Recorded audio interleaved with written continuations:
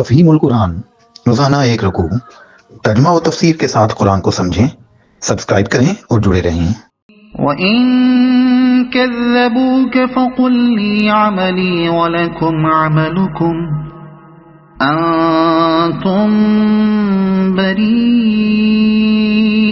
مِمَّا أَعْمَلُ وَأَنَا بَرِيءٌ مِّمَّا تَعْمَلُونَ۔ اگر یہ تجھے جھٹلاتے ہیں تو کہہ دے کہ میرا عمل میرے لیے ہے اور تمہارا عمل تمہارے لیے۔ جو کچھ میں کرتا ہوں اس کی ذمہ داری سے تم بری ہو، اور جو کچھ تم کر رہے ہو اس کی ذمہ داری سے میں بری ہوں۔ یعنی خواہ مخواہ جھگڑے اور کج بحثیاں کرنے کی کوئی ضرورت نہیں۔ اگر میں افتراء پردازی کر رہا ہوں تو اپنے عمل کا میں خود ذمہ دار ہوں، تم پر اس کی کوئی ذمہ داری نہیں، اور اگر تم سچی بات کو جھٹلا رہے ہو تو میرا کچھ نہیں بگاڑتے، اپنا ہی کچھ بگاڑ رہے ہو۔ وَمِنْهُمْ مَنْ يَسْتَمِعُونَ إِلَيْكَ أَفَأَنْتَ تُسْمِعُ الصُّمَّ وَلَوْ كَانُوا لَا يَعْقِلُونَ۔ ان میں بہت سے لوگ ہیں جو تیری باتیں سنتے ہیں، مگر کیا تو بہروں کو سنائے گا خواہ وہ کچھ نہ سمجھتے ہوں؟ ایک سننا تو اس طرح کا ہوتا ہے جیسے جانور بھی آواز سن لیتے ہیں، دوسرا سننا وہ ہوتا ہے جس میں معنی کی طرف توجہ ہو اور یہ آمادگی پائی جاتی ہو کہ بات اگر معقول ہوگی تو اسے مان لیا جائے گا۔ جو لوگ کسی تعصب میں مبتلا ہوں اور جنہوں نے پہلے سے فیصلہ کر لیا ہو کہ اپنے موروثی عقیدوں اور طریقوں کے خلاف اور اپنے نفس کی رغبتوں اور دلچسپیوں کے خلاف کوئی بات خواہ وہ کیسی ہی معقول ہو مان کر نہ دیں گے، وہ سب کچھ سن کر بھی کچھ نہیں سنتے۔ اسی طرح وہ لوگ بھی کچھ سن کر نہیں دیتے جو دنیا میں جانوروں کی طرح غفلت کی زندگی بسر کرتے ہیں اور چرنے چگنے کے سوا کسی چیز سے کوئی دلچسپی نہیں رکھتے، یا نفس کی لذتوں اور خواہشوں کے پیچھے ایسے مست ہوتے ہیں کہ انہیں اس بات کی کوئی فکر ہی نہیں ہوتی کہ ہم یہ جو کچھ کر رہے ہیں یہ صحیح بھی ہے یا نہیں۔ ایسے سب لوگ کانوں کے تو بہرے نہیں ہوتے مگر دل کے بہرے ہوتے ہیں۔ وَمِنْهُمْ مَنْ يَنظُرُ إِلَيْكَ أَفَأَنْتَ تَهْدِي الْعُمْيَ وَلَوْ كَانُوا لَا يُبْصِرُونَ۔ ان میں بہت سے لوگ ہیں جو تجھے دیکھتے ہیں، مگر کیا تو اندھوں کو راہ بتائے گا خواہ انہیں کچھ نہ سوچتا ہو؟ یہاں بھی وہی بات فرمائی گئی ہے جو اوپر کے فقرے میں ہے۔ سر کی آنکھیں کھلی ہونے سے کچھ فائدہ نہیں، ان سے تو جانور بھی آخر دیکھتا ہی ہے۔ اصل چیز دل کی آنکھوں کا کھلا ہونا ہے۔ یہ چیز اگر کسی شخص کو حاصل نہ ہو تو وہ سب کچھ دیکھ کر بھی کچھ نہیں دیکھتا۔ ان دونوں آیتوں میں خطاب تو نبی صلی اللہ علیہ وسلم سے ہے، مگر ملامت ان لوگوں کو کی جا رہی ہے جن کی اصلاح کے آپ درپے تھے، اور اس ملامت کی غرض بھی محض ملامت کرنا نہیں ہے بلکہ طنز کا تیر و نشتر اس لیے چبھویا جا رہا ہے کہ ان کی سوئی ہوئی انسانیت اس کی چبھن سے کچھ بیدار ہو اور ان کی چشم و گوش سے ان کے دل تک جانے والا راستہ کھلے، تاکہ معقول بات اور درد مندانہ نصیحت وہاں تک پہنچ سکے۔ یہ انداز بیان کچھ اس طرح کا ہے جیسے کوئی نیک آدمی بگڑے ہوئے لوگوں کے درمیان بلند ترین اخلاقی سیرت کے ساتھ رہتا ہو اور نہایت اخلاص و دردمندی کے ساتھ ان کو ان کی اس گری ہوئی حالت کا احساس دلا رہا ہو جس میں وہ پڑے ہوئے ہیں، اور بڑی معقولیت و سنجیدگی کے ساتھ انہیں سمجھانے کی کوشش کر رہا ہو کہ ان کے طریقے زندگی میں کیا خرابی ہے اور صحیح طریقے زندگی کیا ہے، مگر کوئی نہ تو اس کی پاکیزہ زندگی سے سبق لیتا ہو نہ اس کی ان خیر خواہانہ نصیحتوں کی طرف توجہ کرتا ہو۔ اس حالت میں عین اس وقت جب کہ وہ ان لوگوں کو سمجھانے میں مشغول ہو اور وہ اس کی باتوں کو سنی انسنی کیے جا رہے ہوں، اس کا کوئی دوست آ کر اس سے کہے کہ میاں یہ تم کن بہروں کو سنا رہے ہو اور کن اندھوں کو راستہ دکھانا چاہتے ہو؟ ان کے تو دل کے کان بند ہیں اور ان کی ہیے کی آنکھیں پھوٹی ہوئی ہیں۔ یہ بات کہنے سے اس دوست کا منشا یہ نہیں ہوگا کہ وہ مرد صالح اپنی صحیح اصلاح سے باز آ جائے، بلکہ دراصل اس کی غرض یہ ہوگی کہ شاید اس طنز اور ملامت ہی سے ان نیند کے باتوں کو کچھ ہوش آ جائے۔ ان اللہ لا یظلم الناس شیئا ولکن الناس انفسهم یظلمون۔ حقیقت یہ ہے کہ اللہ لوگوں پر ظلم نہیں کرتا لوگ خود ہی اپنے اوپر ظلم کرتے ہیں۔ یعنی اللہ نے تو انہیں کان بھی دیے ہیں اور آنکھیں بھی اور دل بھی، اس نے اپنی طرف سے کوئی ایسی چیز ان کو دینے میں بخل نہیں کیا ہے جو حق و باطل کا فرق دیکھنے اور سمجھنے کے لیے ضروری تھی، مگر لوگوں نے خواہشات کی بندگی اور دنیا کے عشق میں مبتلا ہو کر آپ ہی اپنی آنکھیں پھوڑ لی ہیں، اپنے کان بہرے کر لیے ہیں اور اپنے دلوں کو اتنا مسخ کر لیا ہے کہ ان میں بھلے برے کی تمیز، صحیح و غلط کے فہم اور ضمیر کی زندگی کا کوئی اثر باقی نہ رہا۔ وَيَوْمَ يَحْشُرُهُمْ كَأَن لَّمْ يَلْبَثُوا إِلَّا سَاعَةً مِّنَ النَّهَارِ يَتَعَارَفُونَ بَيْنَهُمْ قَدْ خَسِرَ الَّذِينَ كَذَّبُوا بِلِقَاءِ اللَّهِ وَمَا كَانُوا مُهْتَدِينَ۔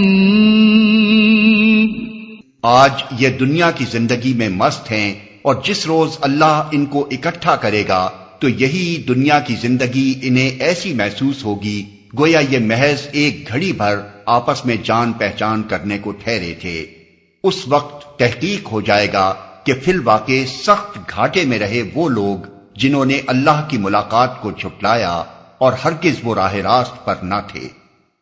ایک گھڑی بھر آپس میں جان پہچان کرنے کو ٹھہرے تھے، یعنی جب ایک طرف آخرت کی بے پایاں زندگی ان کے سامنے ہوگی اور دوسری طرف یہ پلٹ کر اپنی دنیا کی زندگی پر نگاہ ڈالیں گے تو انہیں مستقبل کے مقابلے میں اپنا یہ ماضی نہایت حقیر محسوس ہوگا۔ اس وقت ان کو اندازہ ہوگا کہ انہوں نے اپنی سابقہ زندگی میں تھوڑی سی لذتوں اور منفعتوں کی خاطر اپنے اس ابدی مستقبل کو خراب کر کے کتنی بڑی حماقت کا ارتکاب کیا ہے۔ جنہوں نے اللہ کی ملاقات کو جھٹلایا، یعنی اس بات کو کہ ایک دن اللہ کے سامنے حاضر ہونا ہے۔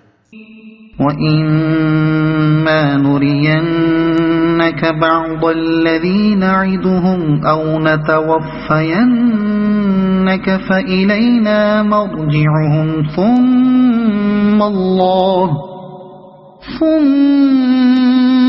اللَّهُ شَهِيدٌ عَلَى مَا يَفْعَلُونَ۔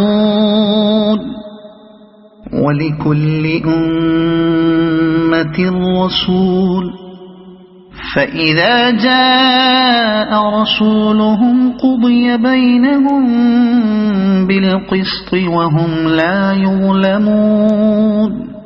جن برے نتائج سے ہم انہیں ڈرا رہے ہیں ان کا کوئی حصہ ہم تیرے جیتے جی دکھا دیں یا اس سے پہلے ہی تجھے اٹھا لیں، بہرحال انہیں آنا ہماری ہی طرف ہے، اور جو کچھ یہ کر رہے ہیں اس پر اللہ گواہ ہے۔ ہر امت کے لیے ایک رسول ہے، پھر جب کسی امت کے پاس اس کا رسول آ جاتا ہے تو اس کا فیصلہ پورے انصاف کے ساتھ چکا دیا جاتا ہے اور اس پر ذرہ برابر ظلم نہیں کیا جاتا۔ ہر امت کے لیے ایک رسول ہے۔ امت کا لفظ یہاں محض قوم کے معنی میں نہیں ہے، بلکہ ایک رسول کی آمد کے بعد اس کی دعوت جن جن لوگوں تک پہنچے وہ سب اس کی امت ہے۔ نیز اس کے لیے یہ بھی ضروری نہیں ہے کہ رسول ان کے درمیان زندہ موجود ہو، بلکہ رسول کے بعد بھی جب تک اس کی تعلیم موجود رہے اور ہر شخص کے لیے یہ معلوم کرنا ممکن ہو کہ وہ در حقیقت کس چیز کی تعلیم دیتا تھا، اس وقت تک دنیا کے سب لوگ اس کی امت ہی قرار پائیں گے اور ان پر وہ حکم ثابت ہوگا جو آگے بیان کیا جا رہا ہے۔ اس لحاظ سے محمد صلی اللہ علیہ وسلم کی تشریف آوری کے بعد تمام دنیا کے انسان آپ کی امت ہیں اور اس وقت تک رہیں گے جب تک قرآن اپنی خالص صورت میں شائع ہوتا رہے گا۔ اسی وجہ سے آیت میں یہ نہیں فرمایا گیا کہ ہر قوم میں ایک رسول ہے، بلکہ ارشاد یہ ہوا ہے کہ ہر امت کے لیے ایک رسول ہے، اس پر ذرہ برابر ظلم نہیں کیا جاتا۔ مطلب یہ ہے کہ رسول کی دعوت کا کسی گروہ انسانی تک پہنچنا گویا اس گروہ پر اللہ کی حجت کا پورا ہو جانا ہے، اس کے بعد صرف فیصلہ ہی باقی رہ جاتا ہے، کسی مزید اتمام حجت کی ضرورت باقی نہیں رہتی، اور یہ فیصلہ غائب درجہ انصاف کے ساتھ کیا جاتا ہے۔ جو لوگ رسول کی بات مان لیں اور اپنا رویہ درست کر لیں وہ اللہ کی رحمت کے مستحق قرار پاتے ہیں، اور جو اس کی بات نہ مانیں وہ عذاب کے مستحق ہو جاتے ہیں، خواہ وہ عذاب دنیا اور آخرت دونوں میں دیا جائے یا صرف آخرت میں۔ وَيَقُولُونَ مَتَى هَذَا الْوَعْدُ إِن كُنتُمْ صَادِقِينَ قل لا أملك لنفسي ضرا ولا نفعا إلا ما شاء الله لكل أمة أجل إذا جاء أجلهم فلا يستأخرون ساعة ولا يستقدمون۔ کہتے ہیں اگر تمہاری یہ دھمکی سچی ہے تو آخر یہ کب پوری ہوگی؟ کہو میرے اختیار میں خود اپنا نفع و ضرر بھی نہیں، سب کچھ اللہ کی مشیت پر موقوف ہے۔ ہر امت کے لیے مہلت کی ایک مدت ہے، جب یہ مدت پوری ہو جاتی ہے تو گھڑی بھر کی تقدیم و تاخیر بھی نہیں ہوتی، سب کچھ اللہ کی مشیت پر موقوف ہے۔ یعنی میں نے یہ کب کہا تھا کہ یہ فیصلہ میں چکاؤں گا اور نہ ماننے والوں کو میں عذاب دوں گا؟ اس لیے مجھ سے کیا پوچھتے ہو کہ فیصلہ چکائے جانے کی دھمکی کب پوری ہوگی؟ دھمکی تو اللہ نے دی ہے، وہی فیصلہ چکائے گا، اور اسی کے اختیار میں ہے کہ فیصلہ کب کرے اور کس صورت میں اس کو تمہارے سامنے لائے۔ تو گھڑی بھر کی تقدیم و تاخیر بھی نہیں ہوتی۔ مطلب یہ ہے کہ اللہ تعالیٰ جلد باز نہیں ہے، اس کا یہ طریقہ نہیں ہے کہ جس وقت رسول کی دعوت کسی شخص یا گروہ کو پہنچی اسی وقت جو ایمان لے آیا بس وہ تو رحمت کا مستحق قرار پایا، اور جس کسی نے اس کو ماننے سے انکار کیا یا ماننے میں تامل کیا اس پر فوراً عذاب کا فیصلہ نافذ کر دیا گیا۔ نہیں، اللہ کا قاعدہ یہ ہے کہ اپنا پیغام پہنچانے کے بعد وہ ہر فرد کو اس کی انفرادی حیثیت کے مطابق اور ہر گروہ اور قوم کو اس کی اجتماعی حیثیت کے مطابق سوچنے، سمجھنے اور سنبھلنے کے لیے کافی وقت دیتا ہے۔ یہ مہلت کا زمانہ بسا اوقات صدیوں تک دراز ہوتا ہے، اور اس بات کو اللہ ہی بہتر جانتا ہے کہ کس کو کتنی مہلت ملنی چاہیے۔ پھر جب وہ مہلت جو سراسر انصاف کے ساتھ اس کے لیے رکھی گئی تھی پوری ہو جاتی ہے اور وہ شخص یا گروہ اپنی باغیانہ روش سے باز نہیں آتا، تب اللہ تعالیٰ اس پر اپنا فیصلہ نافذ کرتا ہے۔ یہ فیصلے کا وقت اللہ کی مقرر کی ہوئی مدت سے نہ ایک گھڑی پہلے آ سکتا ہے اور نہ وقت آ جانے کے بعد ایک لمحے کے لیے ٹل سکتا ہے۔ قل أرأيتم إن أتاكم عذابه بياتا أو نهارا ماذا يستعجل منه المجرمون أثم إذا ما وقع آمنتم به الآن وقد كنتم به تستعجلون۔ ان سے کہو کبھی تم نے یہ بھی سوچا کہ اگر اللہ کا عذاب اچانک رات کو یا دن کو آ جائے تو تم کیا کر سکتے ہو؟ آخر یہ ایسی کون سی چیز ہے جس کے لیے مجرم جلدی مچائیں؟ کیا جب وہ تم پر آ پڑے اسی وقت تم اسے مانو گے؟ اب بچنا چاہتے ہو حالانکہ تم خود ہی اس کے جلدی آنے کا تقاضا کر رہے تھے۔ ثم قيل للذين ظلموا ذوقوا عذاب الخلد هل تجزون إلا بما كنتم تكسبون ويستنبئونك أحق هو قل إي وربي إنه لحق وما أنتم بمعجزين۔ پھر ظالموں سے کہا جائے گا کہ اب ہمیشہ کے عذاب کا مزہ چکھو، جو کچھ تم کماتے رہے ہو اس کی پاداش کے سوا اور کیا بدلہ تم کو دیا جا سکتا ہے؟ پھر پوچھتے ہیں کیا واقعی یہ سچ ہے جو تم کہہ رہے ہو؟